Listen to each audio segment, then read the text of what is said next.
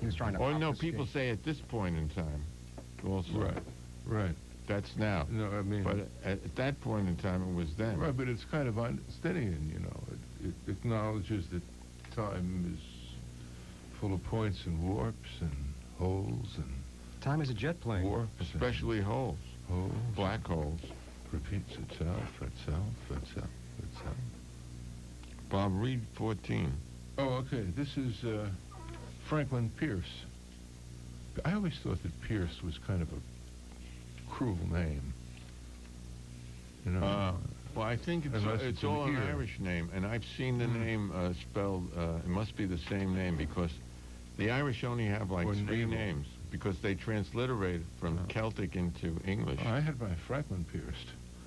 And the word Monahan, Murnahan, you know, you did? Well, it's after 12. I guess you could. Well, you know. I mean, maybe the first word is what got me started. But there was a name, Pierce, spelled P-E-A-C-E, and I found a street name at a flea market in Pennsylvania, and it said Peace Street. I thought I found something, but then I realized it was someone's name, and it's probably the same name, Pierce, because the Irish, when they transliterate their names, a lot of things seem they're all the same, like Murnahan, Monahan, Moynihan, and what are some other words? I remember in Toronto, there's a stationery chain store called Toy, T-O-Y. I thought that was a funny name, but it's also spelled Tuli, and that name we know here. So much for the Irish. I might be completely wrong about his name, but the erection of an asylum for the insane of the District of Columbia and of the Army and Navy of the United States. Just read that line again.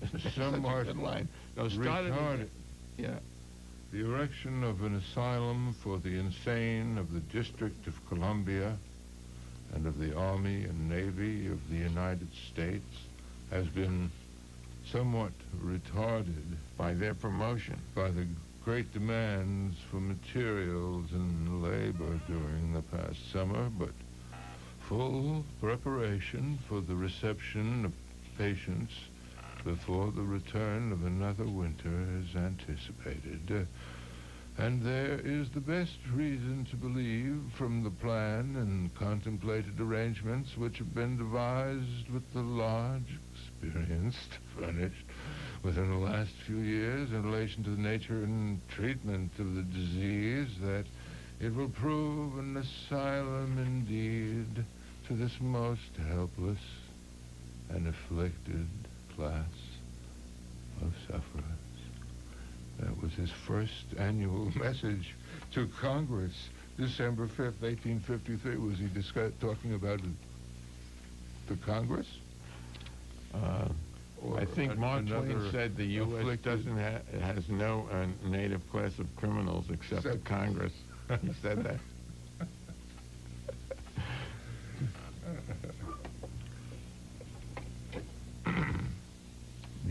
This is Millard Fillmore. We're talking about Millard. Yeah, I think this was before he opened the Fillmore in San Francisco. What about, well, you know, I saw the Fillmore East actually burning one day. I was walking up from the Trade Center, and the marquee was like blazing. That place was hot. Yeah. What were you on? On Second Avenue. What else? Jim Morrison.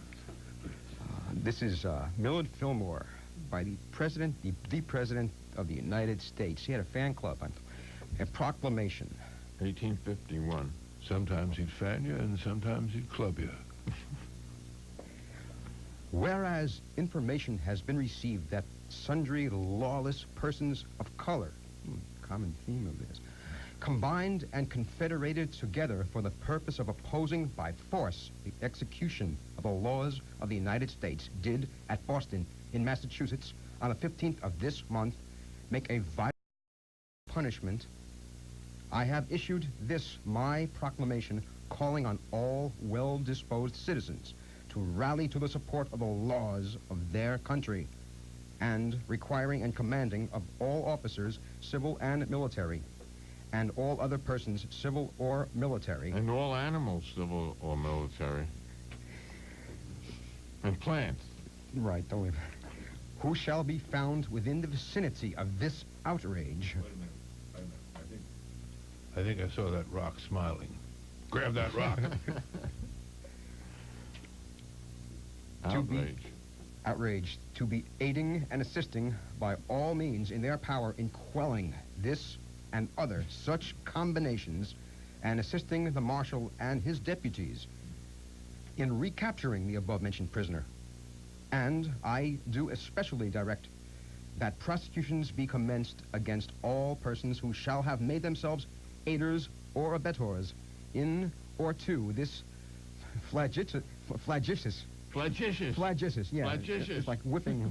Flagitious. Flagitious. Offense.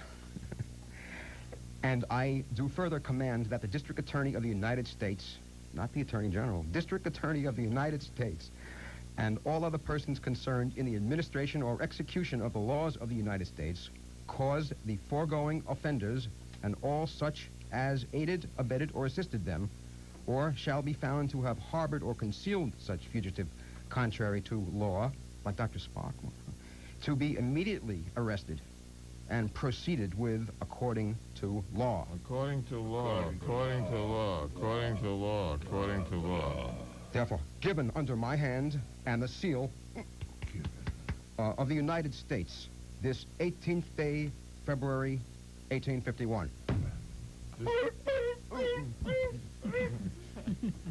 This is one of my favorites. It's by Zachary Taylor. The Act of 1845 reducing postage has now, what was that? Reducing postage?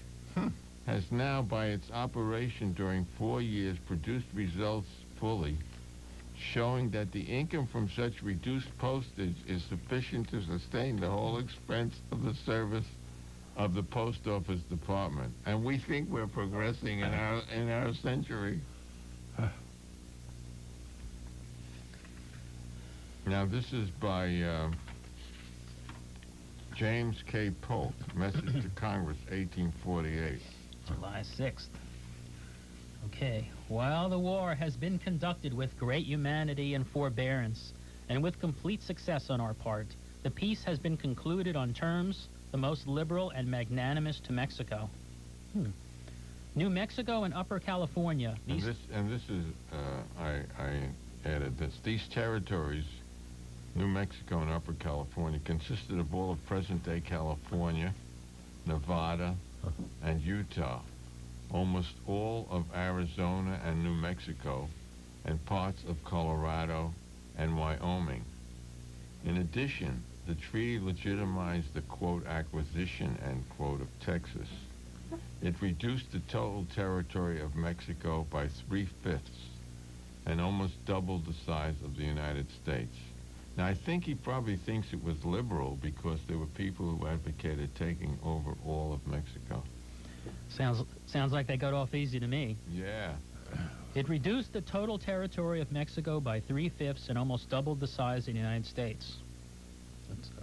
Have been ceded by Mexico to the United States and now constitute a part of our country, embracing nearly 10 degrees of latitude, lying adjacent to Oregon Territory, and extending from the Pacific Ocean to the Rio Grande, a mean distance of nearly 1,000 miles. Very mean.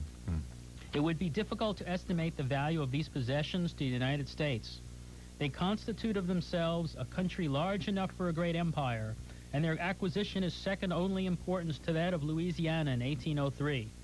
Rich in mineral and agricultural resources, with a climate of great salubrity, they embrace the most important ports of the Pacific coast of the continent of North America.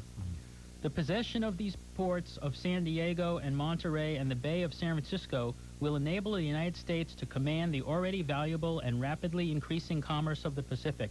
The number of our whale ships alone now employed in that sea exceeds 700, requiring more than 20,000 seamen to navigate them, while the capital invested in this particular branch of commerce is estimated at not less than $40 million. The excellent harbors of Upper California will under our flag afford security and repose to our commercial marine, and American mechanics will soon furnish ready means of shipbuilding and repair, which are now so much wanted in that distant sea. By the acquisition of these possessions, we are brought into immediate proximity with the west coast of America, from Cape Horn to the Russian possessions north of Oregon, with the islands of the Pacific Ocean, and by a direct voyage of steamers, we will be in less than 30 days of Canton and other points in China. In this vast region, whose rich resources are soon to be developed by American energy and enterprise, great must be the augmentation of our commerce, and with its new and profitable demands for mechanic labor in all its branches and the new and valuable markets for our manufacture and agricultural products. Maybe you could play... Can hear those coins clinking, fellas.